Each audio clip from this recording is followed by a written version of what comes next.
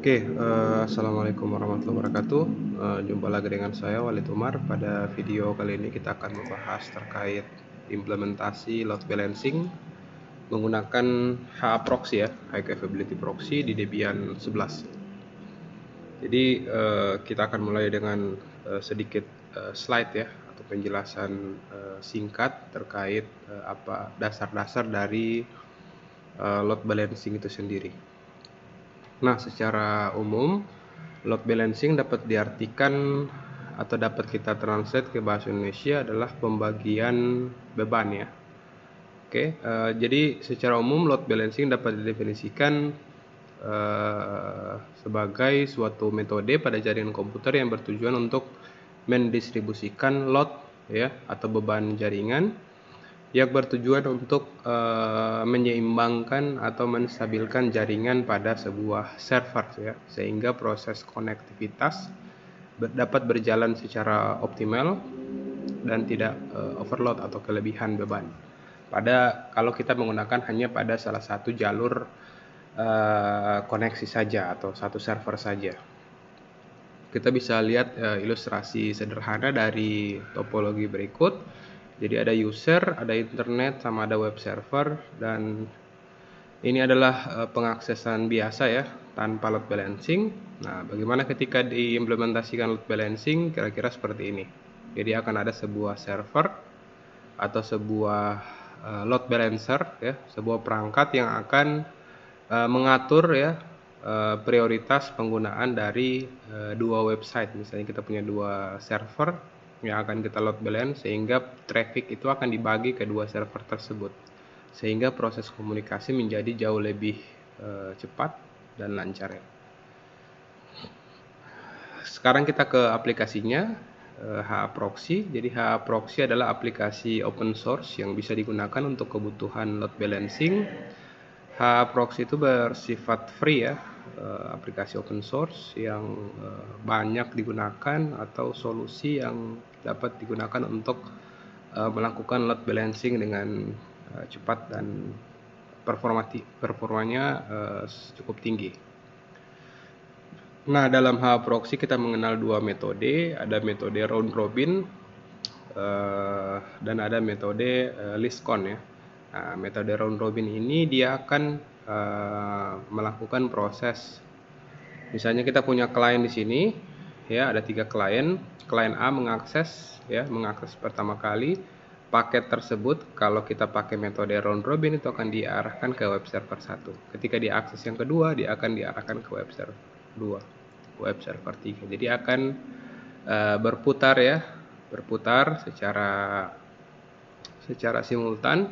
Begitu juga dengan yang di sini, ketika itu akan dimulai dari web server yang paling atas dulu, terus kedua, ketiga, 1, 2, 3, 1, 2, 3 dan seterusnya. Dan ini adalah topologi yang akan kita buat ya, yang sudah kita susun menggunakan aplikasi virtual. Di sini kita sudah menyediakan ya servernya.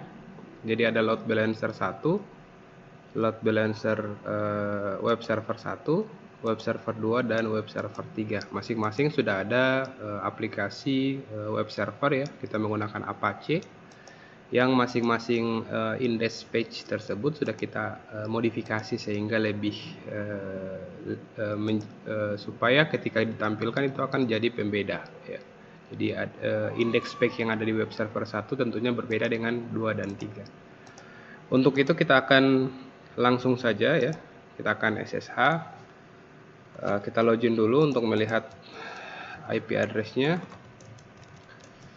Oke, kita bisa lihat di sini IP address-nya itu yang mengarah ke internet itu 192.168.33.21, yang mengarah ke klien itu 10.10.10.1. Dan kita bisa ping juga untuk memastikan apakah klien 2 ya, web server 1, kita ping web server 2 dan web server 3 bisa terkoneksi. Jadi semua web servernya sudah bisa diakses dengan baik. Untuk itu kita bisa langsung saja remote ya, kita gunakan putih. 192.168.33.21. Oke, sekarang kita sudah di dalam server ya. Selanjutnya kita bisa masuk ke super user dulu.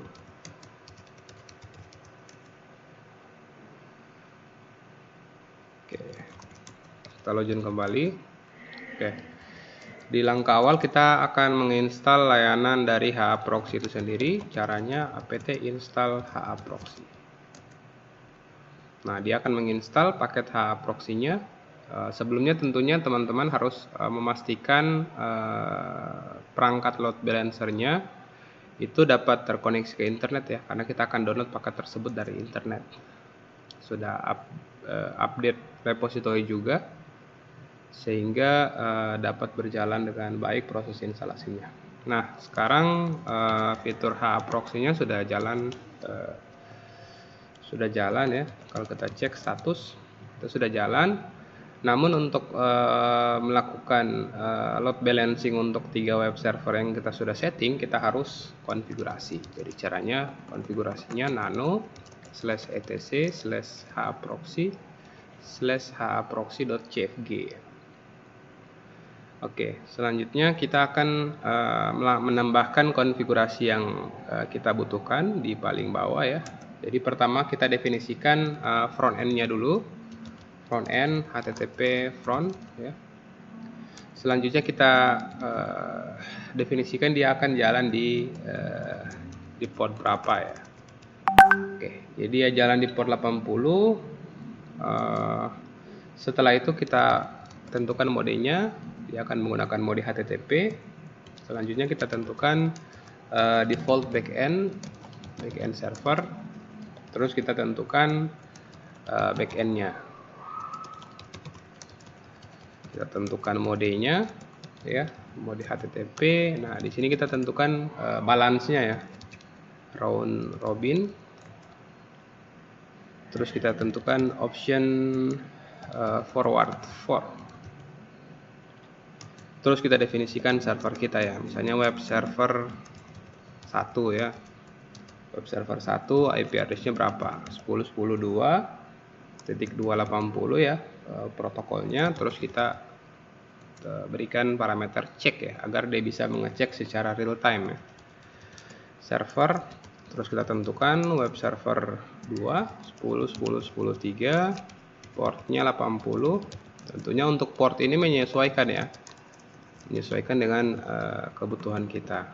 Jadi kalau kita load balance layanan FTP berarti ya, yang di tentukan itu, yang didefinisikan itu adalah port dari FTP ya. Setelah itu kita sebenarnya saat ini kita sudah bisa melakukan load, sudah berhasil ya, sudah selesai. Namun kita perlu menambahkan semacam dashboardnya ya, agar kita bisa memantau proses load balancingnya.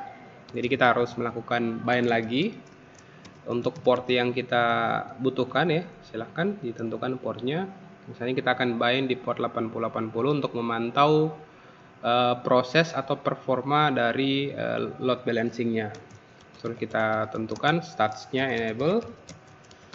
Terus kita tentukan stats hide version. Terus kita tentukan refresh time-nya ya. Refresh time-nya atau pembaharuan halaman itu tiap berapa detik, misalnya tiap 7 detik, 7 second. Terus kita akan tampilkan node-node-nya ya, show node. Terus kita tentukan untuk autentifikasinya itu menggunakan TKJ, passwordnya TKJ123. Dan untuk tampilan URI atau URL-nya kita masukkan pada folder HA Proxy ya. Kalau sudah, kita bisa simpan konfigurasinya. Jadi konfigurasinya cukup sederhana ya. Masing-masing line ini punya tujuannya masing-masing. Kita simpan. Nah, untuk memastikan konfigurasi kita benar atau salah ya, atau kita bisa melakukan proses restart ya. Caranya etc init-d/haproxy restart Kalau tidak ada warning berarti proses konfigurasi yang sudah kita lakukan sudah running. Kita bisa lihat ada perbedaan hasil ya. Load balancing, HTTP front sudah dan backend sudah jalan. Nah, selanjutnya kita bisa melakukan uji coba ya dengan mengakses alamat IP 33.21. Ya, untuk itu kita bisa pakai web browser 192.168.33.21, kita enter. Nah, di sini kita bisa lihat ya, yang melayani lebih dulu itu adalah web server 1. Kalau kita refresh, dia akan berpindah secara acak ya. Oke, 1, 2, 3, 1, 2, 3, begitu seterusnya. Oke, nah selanjutnya kita juga bisa lihat statusnya ya.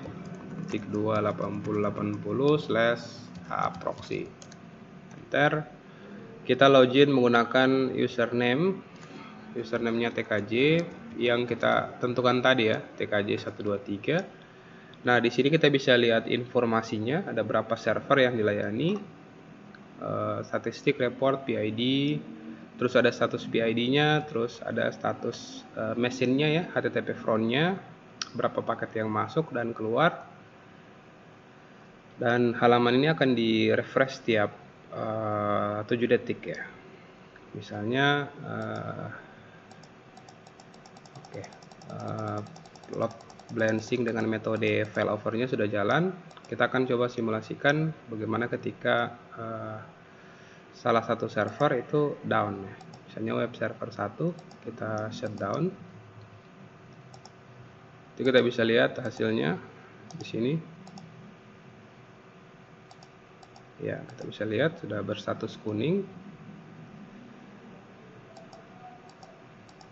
Ya, sekarang sudah down. Kita bisa lihat juga berapa detik dia down ya statusnya, dan berapa detik ada 2 server yang up ya.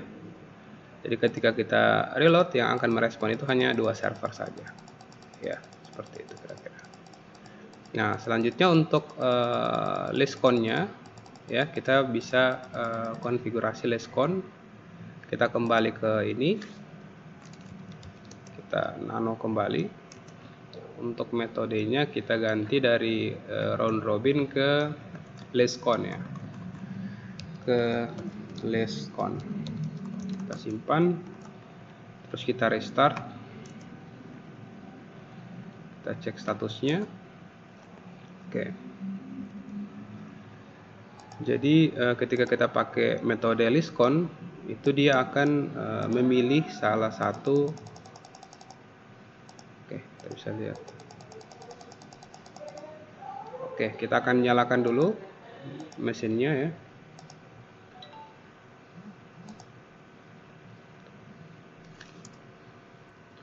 Oke, jadi untuk menerapkan metode failover ya, failover pada ini, misalnya kalau tadi round robin kan dia akan memilih server yang secara acak ya, secara berurutan mulai dari web server 1, web server 2, dan web server 3. Nah, kita bisa menggunakan metode listcon untuk menentukan yang mana yang menjadi server utama, yang mana yang akan jadi server backup ya.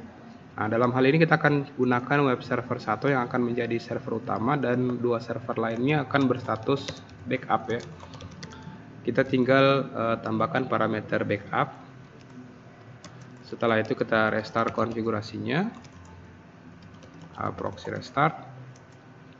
Oke, kita pastikan proxy-nya jalan.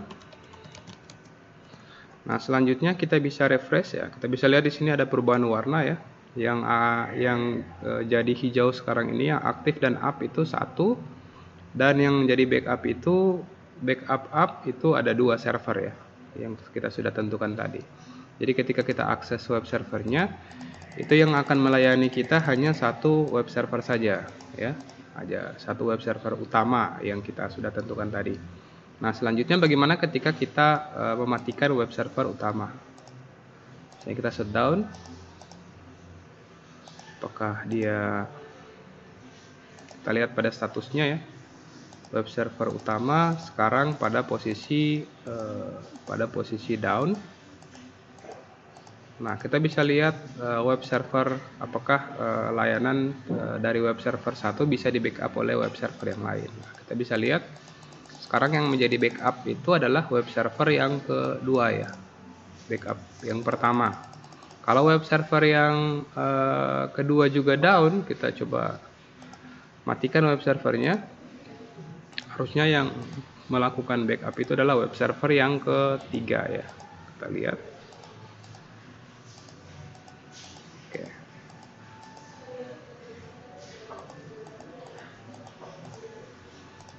Kita bisa cek di sini. Ya, atau kita bisa rubah konfigurasinya agar web server tersebut akan bisa menjadi up kembali ya.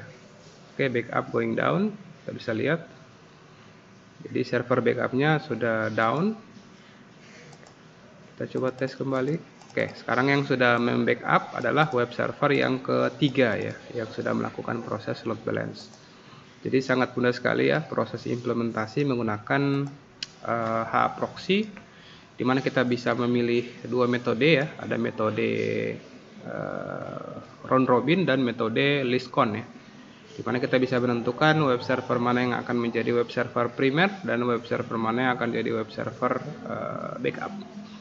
Oke, sekian video tutorial kali ini, semoga apa yang saya sampaikan bermanfaat. Mohon maaf atas segala kekurangan. Wassalamualaikum warahmatullahi wabarakatuh.